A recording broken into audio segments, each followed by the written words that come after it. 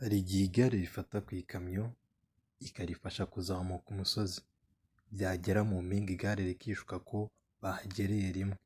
Burya aho gutunga botike irimo umunyu nakwandikwa mu banyenganda niyo rwaba rutagikora. Icyo nzi cyo ni uko hari umunyezamu mwiza ukwiriye ikipe nziza.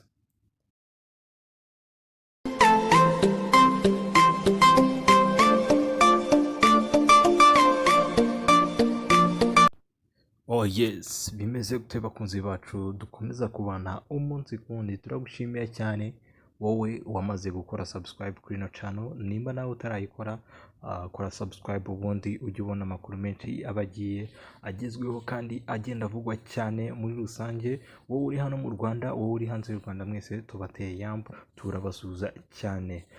Reka rero komeze no mu ikipe ebyiri zikomeje kuvugisha abantu benshi cyane, na yindi ni Gasogi United ndetse n'ikipe ya Rayon Sports.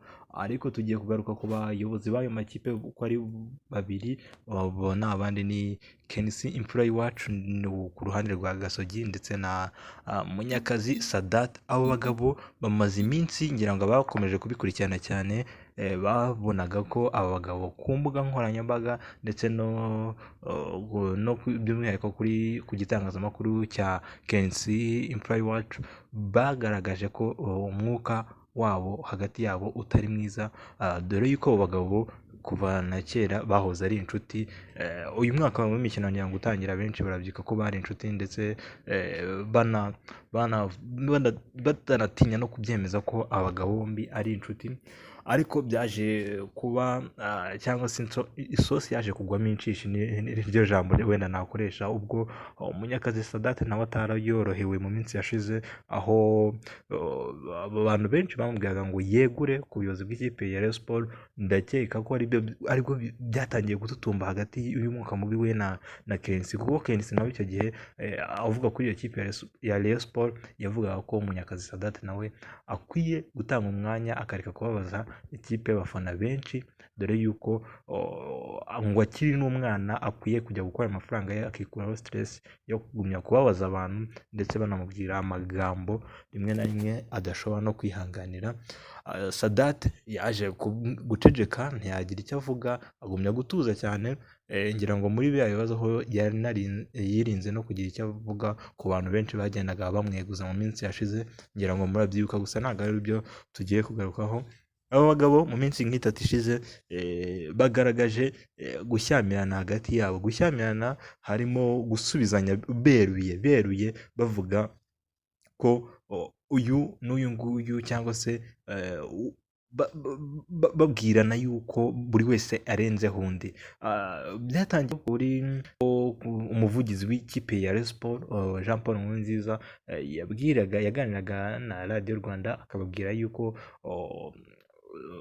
Gasogi yagereranya nk'igare ririmo kwigereranya n'igikamyo, ndetse ntabwo bari mu rwego rumwe, kubera ko icyo buri mukinnyi wese bashobora gushaka muri Gasogi bamubona, ngo ariko icyo Gasogi icyo yashaka muri Rayon Sports ntabwo babibona. Ibyo byababaje Kenisi, gusa ntabwo Kenisi icyo gihe yabigarutseho cyane, ahubwo yabigarutseho ubwo Munyakazi Sadate nawe yajyaga ku rubuga rwa Twitter ye akagira ati, hari igihe igare rifata ku ikamyo ikarifasha kuzamuka umusozi, byagera mu mpinga igare rikishuka ko bahagereye rimwe. Burya aho gutunga botike irimo umunyu nakwandikwa mu banyenganda niyo rwaba rutagikora. Icyo nzi cyo ni uko hari umunyezamu mwiza ukwiriye ikipe nziza. Amaze gutangaza ayo magambo Munyakazi Sadate, byababaje cyane Kenisi imfura y'iwacu, ndetse Kenisi nawe ntabwo yaje gutinzamo, yahise amusubiza kuri by'umwihariko kuri radiyo akoreraho ya Radio 1, amubwira ko Sadate nta bushobozi nta bukeya afite bwo kuyobora ikipe ya Rayon Sports, ndetse arimo no kubashuka cyangwa se kubahuma mu maso ababeshyeshya ko agiye kubazanira umunyezamu ngira ngo yavugaga ni Kwizera Olvier, bavuga ko bagiye kumukura muri Gasogi United, ndetse ngo nta bushobozi na bukeya Sadate afite bwo kuyobora Rayon Sports, ahubwo akwiye gutanga umwanya abafite ubushobozi bakayobora iyo kipe. Umwuka wakomeje kuba mubi cyane, ndetse batangira no kuvuga ko Sadate nawe avuga ko arasinyisha umutoza Gibukasa wasinye muri Rayon Sports avuye muri Gasogi. Kenshi nawe akomeza kugenda bihakana yarakaye cyane ati Gibukasa ngiye dufitanye amasezerano, ibyo byo kujya muri Rayon Sports uwo ni wa Sadate ukomeje gushuka abakunzi b'ikipe ya Rayon Sports, akwiye kwegura kuko nta bushobozi afite bwo kuyobora iyo kipe muri rusange. Sadate ntabwo yerekeye aho ngaho, yahise akomeza nawe kuri Twitter ye arangije yandika ko yandika andi magambo asa nkaho yashotoraga nanone Gasogi United ndetse na Kensimfura y'iwacu, avuga ati umuzamu mwiza nta cyamubuza kuba mu ikipe nziza. Sezo ya 2020-2021 iraryoshye kandi dushaka ibikombe, niyo mpamvu twubaka ibirambye. Ni ukuvuga ngo yavugaga uriya munyezamu Kwizera Olvier ukomeje guteza ibibazo, bivugwa ko yamaze kugira ngo ikipe ya Rayon Sports gusa agifitanye ibibazo n'ikipe ya Gasogi no kugera muri Ferwafa icyo kirego kugira ngo nyuma y'uwo mwuka wose Rayon Sports yahise isinyisha Gibukasa umutoza utozaga ikipe ya Gasogi United. Benshi batangira kuvuga ati Kensi uratsinzwe. Nyuma y'umunsi umwe gusa Kensi nawe yahise asinyisha abatoza babiri bavuye mu ikipe ya Rayon Sports. Uwo nta wundi ni Andre Kasambongo ndetse na Kirasa Ale. Bombi aba batoza batozaga ikipe ya Rayon Sports bahita berekeza mu ikipe ya Gasogi United. Ku mbuga nkoranyambaga niho amakuru yatangiye gucaracara bavuga ati bibaye kimwe hano. Noneho Kensi nawe ari ateye icy'umutwe ikipe ya Rayon Sports. Byaje kurangira Munyakazi Sadate asa nk'aciye amarenga nawe yerekana ko aba bagabo bombi bamaze kwiyunga, aho yahise agaruka kuri Twitter n'ubundi yandikaga aya magambo yose, yandika amagambo agira ati nyuma y'akazi kose abantu barahura bagaseka ubuzima bugakomeza. We call it fair play, cyangwa se ntabwo ibintu ari intambara muri rusange.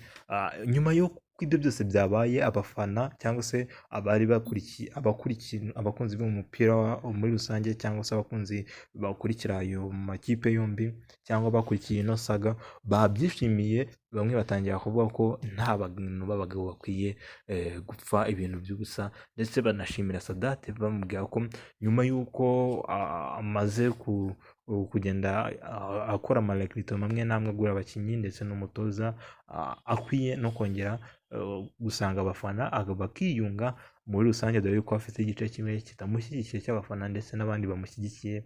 Kuri ubu ngubu ayo mafoto barimo gusangira abo bagabo bombi yakomeje gukwirakwira ku mbuga nkoranyambaga, ndetse abantu bishimira kwiyunga kw'abo bagabo muri rusange, aho benshi batangiye no kwibaza ati umunyezamu Kwizera Olvier ubu ngubu abagabo ko biyunze ubu zaba ari inzara zigana muri Rayon Sports, si byaba biri hafi kugira ngo birangire noneho, dore ko uno munyezamu yari yumvikanye na Gasogi bamuhereza 1 miliyoni, ariko bagaragaza ko atifuza gukinira Gasogi, dore yuko yahise agirana ibiganiro na Rayon Sports avuga ko Rayon Sports irimo kumuhereza ibirenze ku byo Gasogi yamuhaga. Byose rero reka tubitega amaso, icyangombwa nuko abagabo bamaze kumvikana bombi. Reka turebe ko umunyezamu Kwizera Olvier yazakwerekeza mu ikipe ya Rayon Sports muri rusange avuye muri Gasogi United. Wowe dukomeza kudukurikira, turagushimiye cyane. Kora subscribe ubundi dukomeze kugenda tubana umunsi ku wundi. Hasta la vista.